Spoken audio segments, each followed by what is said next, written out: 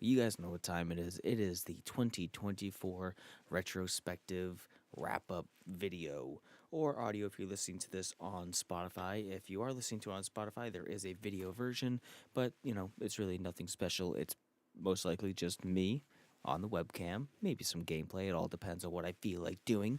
But today we're just going to be talking about things that happened in 2024 and kind of going into a couple of the things, not really, not really getting too detailed with it, but just looking back on 2024 because if you know me, you know I have a terrible memory. I have a really hard time, especially, you know, my life is always segmented into like before and after certain periods, like, school, everything before 2012. I can remember I was like, oh, school, and there's certain checkpoints of that and certain things that happened during that time period. And then everything after is like that in between period, but until I get in my relationship. And then my relationship is its own time period. Then we have post relationship, which was very brief because then we got post relationship COVID and then post COVID. And so it's like everything's divided into like weird little chunks of time of like reference points and stuff like that. So I find it really difficult, especially I think after 2021. 2021 till now has been everything has been blurring together. Like I'll try to remember something that happened. What this thing that I did, and that was last year. No, that was multiple years ago. Like I think like the Merlin podcast I listen to, Still as Kingdom Keeps, they finished up. But I thought, oh, yeah, I started listening to that this year. No, that was almost 2 years ago when the podcast started. It wrapped up within 12 months, but it started like 2 years ago, which fucks me up. Anyway, so I try to have these as a chronicle to when certain things happened, and just to kind of keep track. I shouldn't have to explain. It's not that complicated of a concept. Anyway, so I have a list of things on my phone, just a bunch of notes that are in just random order. Just kind of like jotted down a bunch of stuff. This obviously isn't everything. And if I remember anything before I put this up, I will add it in post. But for now, let's just jump into a couple of things. Uh, I Again, none of these are in any particular order. I did get to go to Canopy Lake Park again, which was like my favorite theme park growing up. I used to go to Storyland, which I love Storyland. It's more of like a kids park, but I still really enjoyed it. Just the aesthetic of it, the blissful, unaware nature of just a family place like that. But Canopy Lake was always my favorite part to go to because of the variety of things it had, the size of it, and how had a Halloween Fest. And if you weren't, if you didn't get to go to Halloween Fest, you had a couple of rides that were like a little bit spooky rides. We got to go on the Haunted Mine, which I love that. Every time we went to Canopy Lake when I was growing up, I went on the Haunted Mine multiple times. So I had not been on that ride. I mean, I can't even remember, like maybe 2014, 2015 was the last time I was on it. Maybe, I don't know. I got to go on again, and I filmed the whole time while I was in there, and that's part of the Canopy Lake vlog video that I put up on the channel. If anything I mentioned that has an affiliated video, I would try to remember to link those down below in the description. Whether this is on Spotify or YouTube, it should be down there. But yeah, we went to Canopy Lake. Me, Dylan, Nin, and my friend and his wife all went, and that was a great time. One thing did happen though. One of my friend's wife actually, after we went to Canopy Lake, we got food. I don't remember where we stopped, but we stopped some whatever restaurant, and in the same parking lot as the restaurant was like a Shaw's or something like that. No, not Shaw's. TJ Maxx maybe. Um, and we went inside, and I'm not going to get into too much detail about it, but my friend actually had a seizure after, and it was a whole thing, dude. I was actually pretty, like, mildly traumatized after watching it happen because she just, we were in there just, whatever have you, looking at like board games, and then she turned and looked at me, and I just kind of like looked at her, and she made this weird face, and she kind of like contorted her hands, and then she just made like a noise, like she was trying to talk, but she was choked up, and then she just literally fell forward and landed on her forehead. And she's a bigger girl, so there was a big as her face hit the fucking floor, and it was alarms went off. It was pretty fucking wild, and she just started having a seizure. I still don't know what brought it on to this day. All I know is we ran over there, and I went to help her and did everything we could. We called 911. We got the paramedics, and then she had a second seizure, and then she came out of it.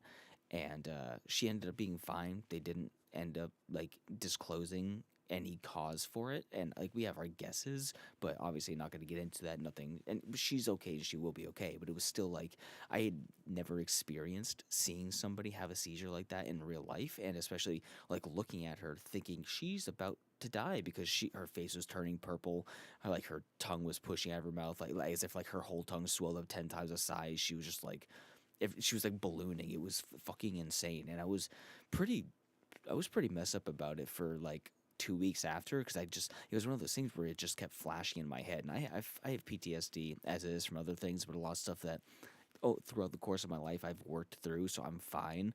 I still have reactions to sudden loud noises, like when people like say pop a balloon or something, I get ready to fight. But seeing that, man, that screwed me up for a little bit. So that was pretty significant event to happen, and that was like later on in the year. But like I said, we're just kind of going out of order, so that's something crazy that happened. Glad she is okay and everything's fine. Um, to follow up a mildly, well, but Canopy Lake was awesome, so you guys can watch that video knowing that my friend's wife you see in the video will have a seizure in a couple hours. Um, Another thing to follow that, which is actually a little bit morbid, there's this guy that I worked with named Tim, and a guy that I generally didn't like that much. He he was obnoxious. He was like a real fucking old head. I don't really know what you want to call him. I don't know. He was a bit annoying. He was older. He smoked a lot. He smelled like he didn't shower. He just a big like a rag dude. But he was okay. I didn't hate him. I just didn't care for him, and I would rather work with him than some of the other people I had to work with. But whatever. I didn't wish anything bad upon him, even though like I heard some things that I didn't particularly care about him. But I didn't know him, and I couldn't prove any of those things. But like things I heard from a friend or from a source that another source confirmed, and whatever things, I was like, yeah, I don't like this guy, but I don't hate him. He actually passed away, which is really weird because I walked into work one day a few months ago. I think like I don't know when it was, September, something like that. Walked into work and they're just like, "Hey, did you hear the news?" I'm like, "No, what news?" They're like, Tim passed away." I looked at them like, "What? What are you talking about?" It's like, "Yeah, Tim died," and it just kind of sank in for a second, like, "Oh shit, he's like actually dead."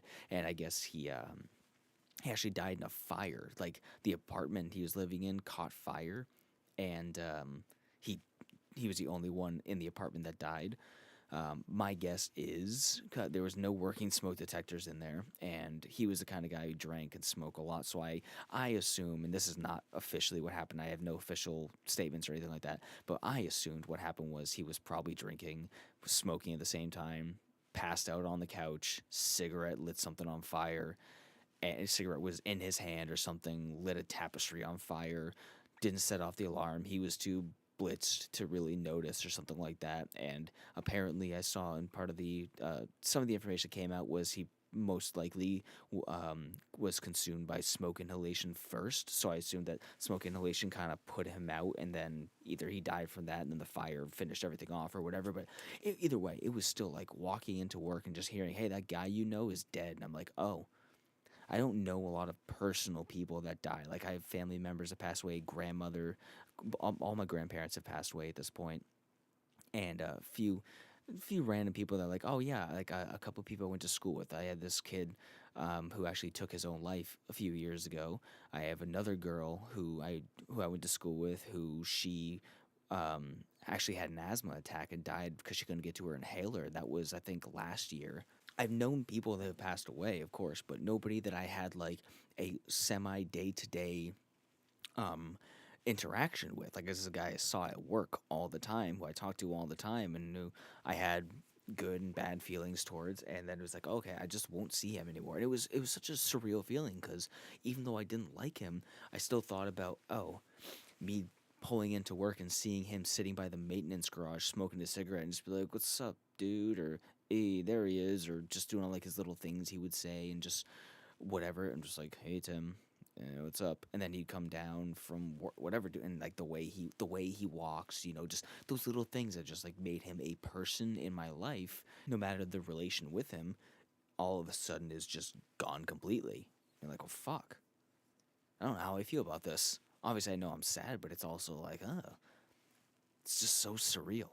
Anyway, I'm not going to get too much into that. It's just an interesting thing. A coworker had passed away, and I have not, again, I've known coworkers that passed away, but like years and years and years ago. It was just so whatever. Going to something more positive, I published another book this year, and actually published it a pretty early time in the year. I get to like January. Like I start writing in March, and I get to January, and this time I started writing.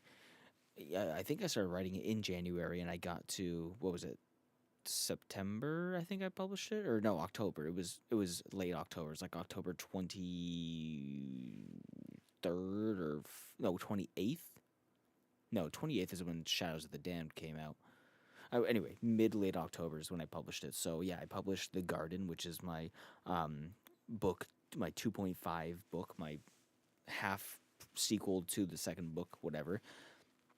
And it's pretty cool because it was a book that I didn't think I was gonna write. It was a book that was a small in between idea that was kind of whatever. And honestly, it was kind of a procrastination project, which I end up doing a lot with writing. That's why the Origins series exists. That's why Hebeloma and Transgression and Impurity exists, because they were just procrastination. I wrote those instead of writing book two because whatever, I didn't want to dive into it, and which is all good because all those things do is help me flesh out the lore, and this book helped me flesh out what's going to be going on in book three. So it's all necessary, but it's just whatever. So yeah, I published that, which is great.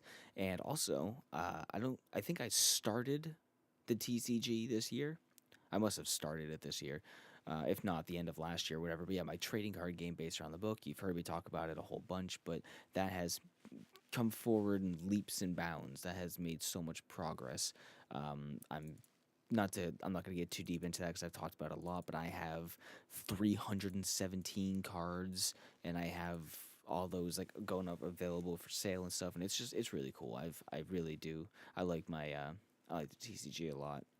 Something interesting I started doing too was for my Linkin Covers channel, the channel that I post vocal covers on. Up until this year, the thing I always posted was actually sing alongs, not really covers. It was me just singing along to the song in one take and just kind of putting my voice with some reverb over the song. And that's all it was. And I put them up as quote unquote covers. But in reality, it was just that. It was me singing along to the song in one take.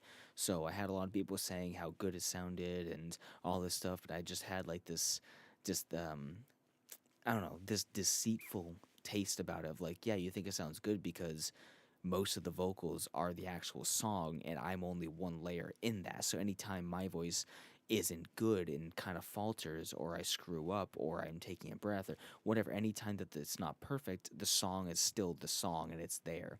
So with some encouragement from somebody in the comments actually, and then somebody who I know, these two people gave me some encouragement to really try to go forward and actually do vocal covers. So now I just have the instrumental tracks and all of the vocals in the song are me. If it's labeled as vocal cover, then all of the vocals are me unless there's occasional some backing like choir voices or something like that, whatever have you. Those I'm not doing choir voices, so I make those work in there. But yeah, I started doing vocal covers completely, and I'm really proud of how some of those have turned out. And as much as I hate to say it, I am proud of myself for actually doing that because I don't believe I can sing, and I don't believe I have that musical talent. And I don't put up the covers as a look at what I'm doing, look at how good this song is. No, I know that the songs are great, and I know they have their moments where they are great. But for me, I sing as an emotional release. That's my rage therapy. That's my instead of me smashing shit and yelling at myself. A lot of the anger that I hold towards myself and a lot of the yelling that I do at myself comes out in singing. So the covers are a way for me to add a creative process to that and to reach other people too by showing my emotions in the songs. So Doing the covers actually helps me a lot, and I'm kind of realizing that now that they really are a different therapeutic release for me, and also they're a creative outlet because I get to work on something and I get to make something. I'm glad I started doing that, and I'm gonna keep doing it. Next thing, we had a lot of medical shit going on. I'm not gonna get too much into all of it because, like, I'm fine. I'm actually better than I have been lately for no real cause or reason or anything like that. But if you're keeping up with the vlogs, there was a lot of, like, I had Zio patches put on. I did a sleep study. We were switching around medications. We were ugh, doing a whole bunch of crap to figure out what was going on. I was having tachycardia episodes, and now I'm back to being fine. I'm not having palpitations. I'm not. Fucking, if you're watching the video, my nose is so itchy, dude. It is 6 degrees outside, and that's not hyperbole. It is 6 degrees outside, and it is dry in the house from the heat being on. And I'm a man, so I have sharp nose hairs, and boy, do they itch. So I'm sorry if you can hear any of them, but yeah. So did just in and out of going for doctor appointments for cardiologist stuff, getting stress tests, getting echocardiograms, and all of them just being like, everything looks fine, but you might have a tachycardia, so take this metoprolol. So I'm just taking metoprolol even though I'm fine. Hell, I was testing the waters, and I'm having my normal caffeine. I'm having 100 to 200 milligrams, not every day, but like I'm having it again instead of completely stopping, and I'm fine. I'm fine.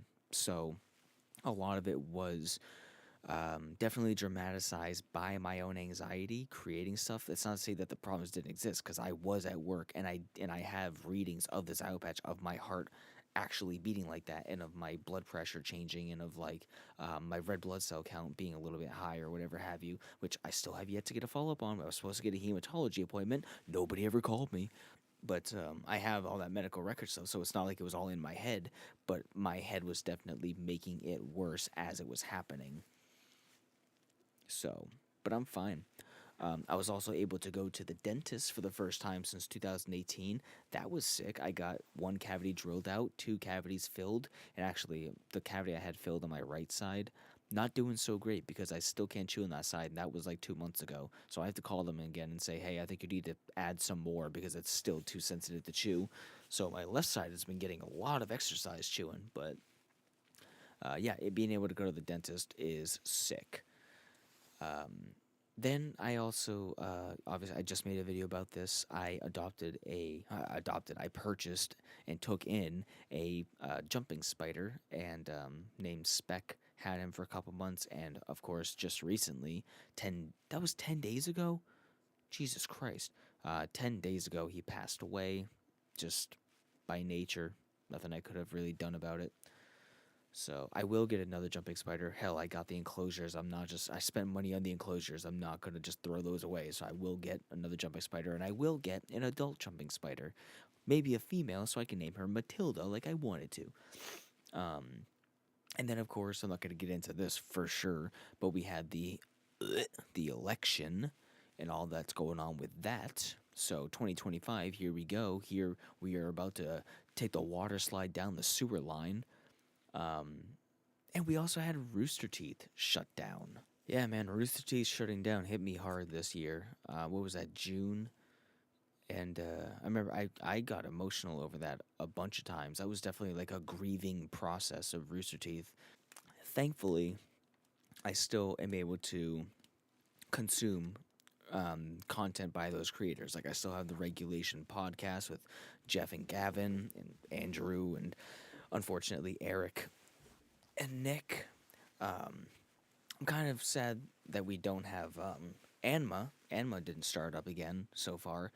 Probably not, 'cause it's been 6 months. So we have Morning Somewhere with Bernie. I do miss Gus though, which I didn't. I don't know. I like Gus, but he got on my nerves really easy. But I do miss Gus. So I want to see if he's doing anything. I don't know if he's still doing what is it, Black Box Down or whatever his airplane podcast is. Maybe I should look into that so I can hear his voice again. But yeah, Rooster Teeth shutting down is pretty significant for me. It's one of those things where I keep telling myself I want to go back and rewatch Red versus Blue, but and I'm actually making strides toward consuming content. 'Cause I keep sitting at work. I'm at work and I'm just in my own head and I'm like, God, there's so many, because people will like mention a movie or mention a series or something will remind me of movies I haven't seen in a while. And I'm just like, I want to watch these again, but I don't just sit down and watch movies anymore that often.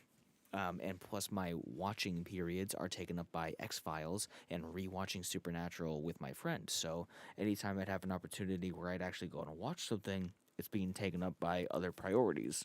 So what I am doing is I have Disney Plus and Netflix signed in on my PC, and I also have DVDs. And since I have my Xbox Series X, I'm actually going to run a long HDMI cable from my TV that I watch when I'm going to bed to my Xbox at my desk setup over here, and I'm going to try to watch some of the old DVDs that I have of movies I haven't seen in a long time. I want to watch like all the Jackie Chan movies. I love Jackie Chan movies. I haven't seen the Shinjuku Incident in forever. I haven't seen Rumble in the Bronx in forever. And Rumble in the Bronx is like one of my favorite movies of all time.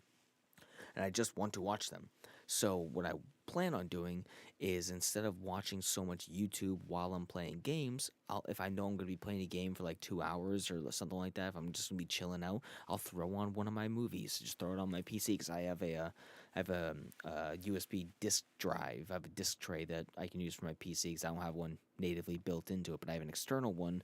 Um, Throw it on while I'm doing stuff. All that to say, like, I keep telling myself I want to go back and watch Red versus Blue, but whatever.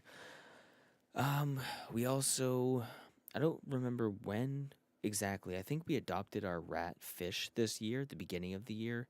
If I'm wrong about that, if it was the end of last year, I don't remember. But I think that was the beginning of this year. But Fish unfortunately passed away this year. We had a lot of animal deaths apparently. Yeah, we had Fish. She passed away unfortunately. Well, we had to put her down because her tumor was getting out of control. So very sad about that too. Rest in peace, Fish. We miss you. I say hi to her every day when I get home from work, 'cause we have her little headstone, and I get out of the car, I go, "Hi, Fish," just so she knows I'm thinking about her. I also dropped Apex Legends. Now, I still have it installed, and lately I've been getting the itch to go back and just load up a game, but I know for a fact that I'll play one game and it will feel weird and it's not going to be very smooth, and I'm going to get my shit pushed in by some dude named Tyrone, and I'm not going to have fun, and I'm just going to rage close out of the game. Because I don't want to have to go, I don't want to have to swim through the chunky peanut butter shit to get to a point where I'm like, okay, I'm comfortable with the game again, because I just don't. The game is so frustrating to play, and it's only got worse since I've stopped playing. And that was like 4 months ago or something that I haven't played Apex. And I do miss it. I do. Like I said, I still have it installed, but I also have a problem of sentimentality. Having the game still installed on my console is like owning the disc for me. I like to see it there. Um, like I just little spoiler for something I was going to talk about later. I just completed Stardew Valley, and Stardew Valley is a game I've been playing since 2017, and I don't have a physical version of it. I have it digitally, but I have not uninstalled Stardew Valley because it's like having the disc. It's like looking over and seeing like a game that I care about looking back at me and going, maybe I'll just load into it, because if I ever have a moment of I wanted to go in and load in, see nostalgia, or just relive something, then I have to reinstall it, wait for it, and then by the time I get into it, the moment might be gone or whatever. But like if I keep it installed, I can just jump in, look at it, jump out. You know, it's like Halo. I want to jump in, play Crow's Nest on Halo 3, and then jump out. Whatever. Something else I started doing a bit more was tattooing myself. I did, how many tattoos did I do for myself this year? One, two, three, uh, maybe four tattoos, and I might do one tomorrow night. I might stream myself tattooing tomorrow night, the 23rd on a Monday. So yeah, using my own little tattoo machine, tattooing myself. So much fun. I really enjoy it. Another thing that I actually accomplished was, I mean, quote unquote, accomplished. Fuck it. Yes, I'll give myself the credit. I accomplished this. I paid off a lot of debt, and I'm actually at a point where I'm not debt free, but my debt has dropped significantly. I've paid off 80% of my debt, except with an asterisk, because most of that debt was money that I borrowed from a friend I used to pay off my debt, and so then I just basically transferred my debt to my friend, but it's through my friend, so I'm not accruing interest and I'm not getting fucked over by credit card companies. So, and I've already paid him down half of what I borrowed from him in 6 or 7 months, something like that, which is phenomenal. I've been doing great with that. It's going to slow down a little bit in the winter. I'm making less money, but he knows that, so we're all good there. We're squared away. So, yeah, I've paid off a lot of debts. So hopefully, and just in time for the economy to go to shit again because of Crumpet, because of the trumpet maggot. We're gonna have a hard time with this shit, boys. But at least I'm in a better spot to fucking handle this, I guess. Um, Also, I should have mentioned this before with the book release stuff. I released a poetry book called Tomorrow to Lose, and it's a collaboration poetry book where half the poems are mine, half of them are my friend V's, and her and I threw that together. I just had an idea like, I want to make a poetry book. I have old poems I could repurpose, but I don't have enough poems to fill up an entire book myself. Hey, my friend V, you write poems, I know you do. Let's collab. And we did, and we put it out. And it's honestly my best selling book of this fucking year, which is bullshit. I just recently ran an ad for book one on Amazon, and I got a digital sale. I sold an ebook. That's great. That's cool. But I also, with this ad, sold. I Those listening on Spotify, you can't see my reaction, but live reaction, I was just pulling up Kindle Direct Publishing to look at my earnings, and I just sold another. I've sold 3 of the poetry books during the promotion for my main book. I sold 3 paperbacks for that, and I sold 1 Kindle for book 1. Man, fuck this shit. I mean, I'm glad that I sold it, but that's not the book I'm trying to sell. Fuck. I mean, oh, god damn it. What a pile of bullshit. But anyway, yeah, so I sold a bunch of copies of that, um, which I'm happy for, but it's like that's not representative of my writing, you fools. I'm still happy I put that together. It's just something I've wanted to do. And I'm actually currently working on a short story that is entirely separate from the book series. I don't have a name, I don't have a cover. I just have 9 pages for the short story. That's probably going to end up being 20 or 25 pages, maybe. And I guarantee that one's going to sell a lot better than book 1, which is bullshit. I didn't mention this, but the first event to happen this year in 2024 was on January 1st, New Year's Day. I got COVID for the first time, which is probably what triggered a lot of the following health issues that ensued throughout the year. A lot of like breathing problems, lung issues, chest pains, muscle pains, getting the flu, and a whole bunch of other stuff because I got COVID for 10 days, which would not recommend, but it also wasn't as bad as a lot of people have had it. I mean, I survived, so it wasn't that bad.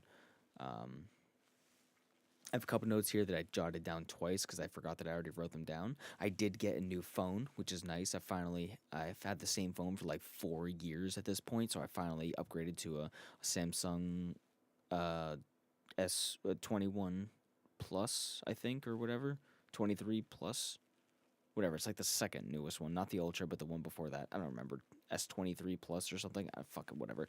And then lastly, I have, I think, and for the last thing, I think that I can think of right now. Again, I might add stuff later, but I was scouring my YouTube videos to look for important things I posted about. I was looking over all over my PC to try to find things that happened this year that might stand out to me. But I can't, for the life of me, think of much else that happened that was big. But the last thing is relating to book stuff. I did my first author signing event, which was really cool. I did do a video talking about that, but I had never done anything like that before, and it was a really cool learning experience. And I definitely can't wait to do it again. I'm going to try a lot. I'm going to try hard this coming spring and summer to do more author events. I'm going to really try to put myself out there, but yeah, that was a cool and scary time, but it was great. It was worth it. As far as was 2024 a good year, I'd say generally yes. There good things happened. Like again, some big things. Um, getting my book published, doing the trading card game, doing the author event, doing the vocal covers, going to the dentist, doing the poetry book, tattooing myself for fun. Um, those are a lot of the good things, but it was also really offset by a lot of bad things. Rooster Teeth shutting down, the election, um, all the medical stuff, getting COVID. So it was just like it was a really probably a net neutral kind of year, and I find myself cautiously optimistic for 2025. I don't know how else to put that. Like I want 2025 to be a good year because I feel like I have some momentum going with projects, and I'm about to go headfirst into this next book, which is going to be kind of crazy. So I'm worried about this coming year, but I don't know. I again I fear to be too positive and optimistic because the last time I said a year was going to be a good year for me, within that month, my girlfriend broke up with me and my life fell apart. So, I remember that so vividly. I literally was like, you know what, Sam? I think 2020 is going to be our year. And then a meteor of bullshit hit me. Breakup, COVID. COVID happened. Not I didn't get COVID, but COVID happened right after the break, like months after the breakup. As soon as I thought 2020 was going to be a great year, turns out it might have been the worst follow-up year of my entire life. And the fact that I can laugh about that right now is good. I think that's going to about do it. Thank you all for listening. Thank you for watching if you watch the video. Check out the links down below for anything I post down there. Check out my book, please. Don't buy my poetry book. Buy my book one, please. Vengeance, Children of Faust, please. And check out my short story when that eventually comes out, hopefully at the beginning, within the first month of next year. I will see you guys in 2025. Bye-bye.